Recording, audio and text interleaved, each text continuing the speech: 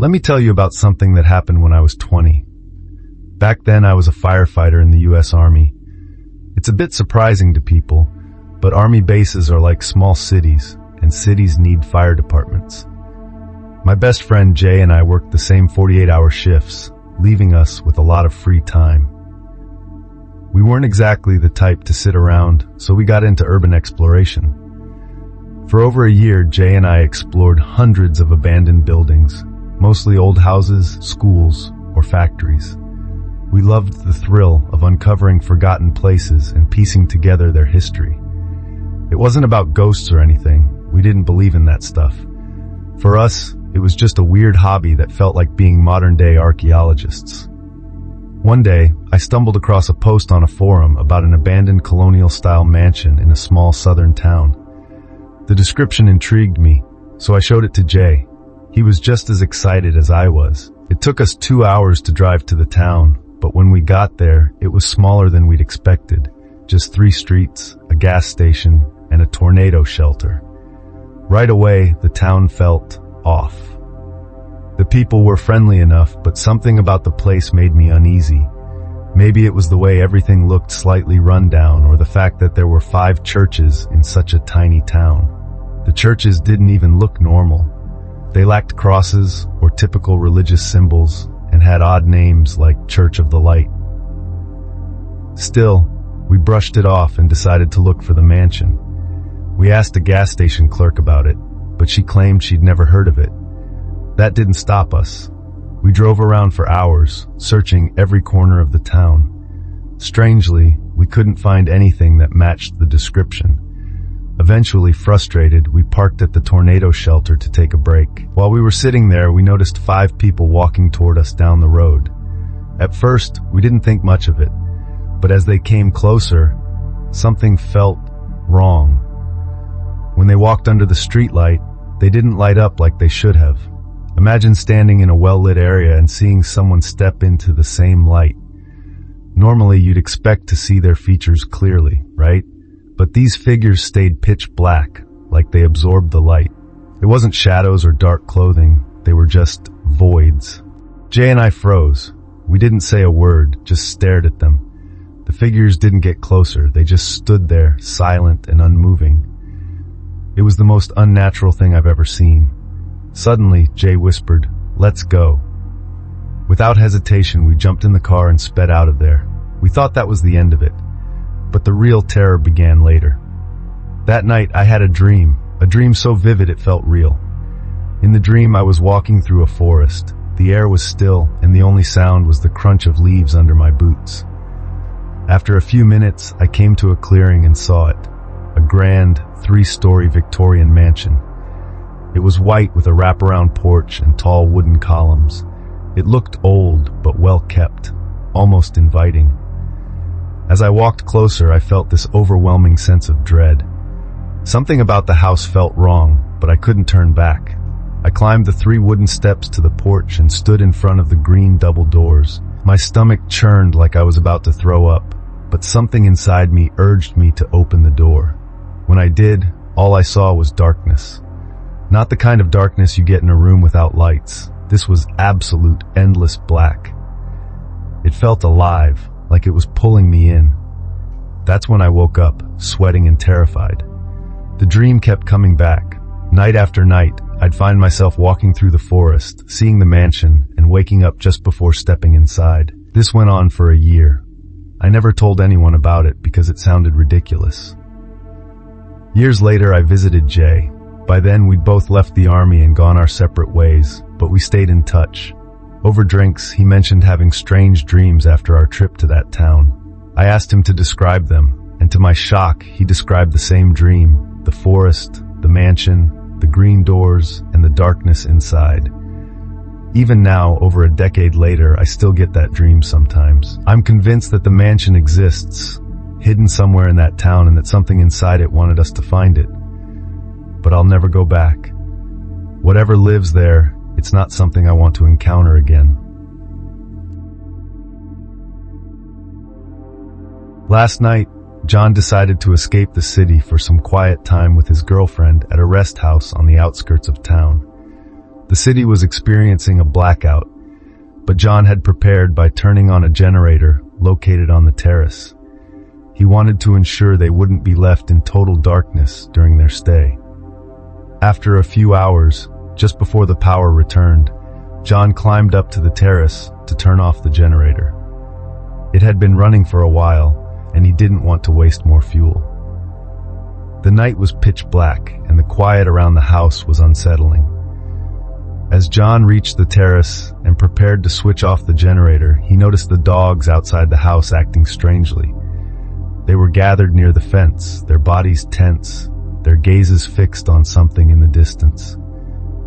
Following their line of sight, John noticed a figure moving in the darkness. It was walking on all fours, its movements unnervingly smooth and deliberate. At first, John assumed it was just another dog, perhaps a stray that had wandered too close. But something about the way it moved made him uneasy. As John kept watching, one of the neighborhood dogs, a large protective creature, caught sight of the figure. It began barking furiously, its deep growls echoing through the still night. The sound startled the creature. It stopped moving and turned its head as if searching for the source of the noise. That's when John's unease turned to dread. The dog began to retreat, but instead of running away like a normal animal, its body seemed to shift. Midway through its escape, the figure transformed into something else entirely. It became a dense, black mass, its shape flowing and shifting unnaturally. Then, in one horrifying moment, it rose onto two legs, its movements now eerily human. It bolted away at a speed that no dog or human could achieve. John was frozen, his heart pounding as the shadowy figure disappeared into the darkness beyond the fence. He didn't know how long he stood there, staring at the spot where it had vanished. The barking dog eventually calmed, but John couldn't shake the fear that had taken hold of him. He turned off the generator quickly and rushed back inside. That night, sleep eluded him. He lay in bed, his thoughts racing. What had he seen? Was it some kind of animal? A shapeshifter? A spirit? He tried to rationalize it, telling himself it was just a trick of the darkness or his imagination playing games. But deep down, he knew what he saw was real, and it wasn't something natural. The next day, as sunlight bathed the house in warmth, the memory of the figure still lingered in John's mind. He found himself watching the edge of the forest near the house, half expecting the creature to reappear. Questions swirled in his head. Could it have been watching him? Would it return because he had seen it? John debated whether to tell his girlfriend about the encounter. Would she believe him? He also wondered if sharing the story might somehow summon the creature back.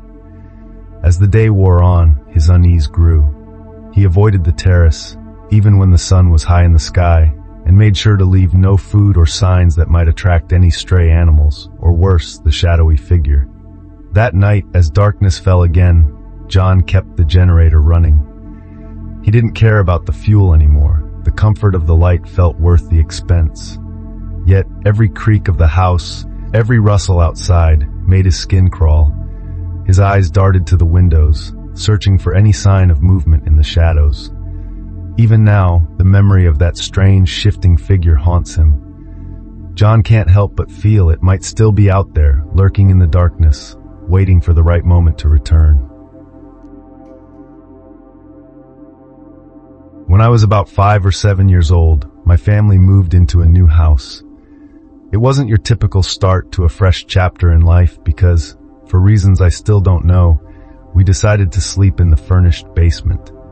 It wasn't uncomfortable or scary, at least not at first. But what happened there one early morning has stayed with me all these years, and even now, thinking about it sends shivers down my spine. I had always been an early riser, even as a child. That morning was no different. The sun was just beginning to creep over the horizon, barely illuminating the room. Everyone else was still asleep, and I decided to get up and head to my parents' room. It wasn't far, just a couple of steps from where I shared a room with my siblings. When I reached their door, I hesitated. They were fast asleep, and I figured I'd just go back to bed rather than disturb them. But as I turned around, I saw something that stopped me cold. There, Just a few feet in front of me was what I could only describe as a man. His silhouette was faint, but his presence was overwhelming. He was crouching, almost as if he were ready to leap at any moment. His face was impossible to forget. Bright white eyes with unnervingly small pupils that seemed to glow in the darkness, and a wide, eerie smile that didn't seem natural. He didn't say a word, didn't move, just stared at me with that grin that felt more menacing than friendly. I froze. My whole body locked up as if fear itself had taken control. I couldn't scream, couldn't run, nothing. It felt like hours, but it must have been only seconds. My heart was pounding so loudly I could hear it in my ears. Finally, instinct took over, and I bolted. I ran back to my bed as fast as my legs would carry me, diving under the covers and pulling them tightly around me. I didn't dare look back. Hiding under the blanket, I tried to calm my breathing, but it felt impossible. My mind raced with thoughts. What had I just seen? Was it real? Was it still there? After what felt like an eternity, I peeked out from the safety of my blanket, scanning the room with trembling eyes. The figure was gone. The spot where it had crouched was empty, as if it had never been there. But what unnerved me even more was the silence.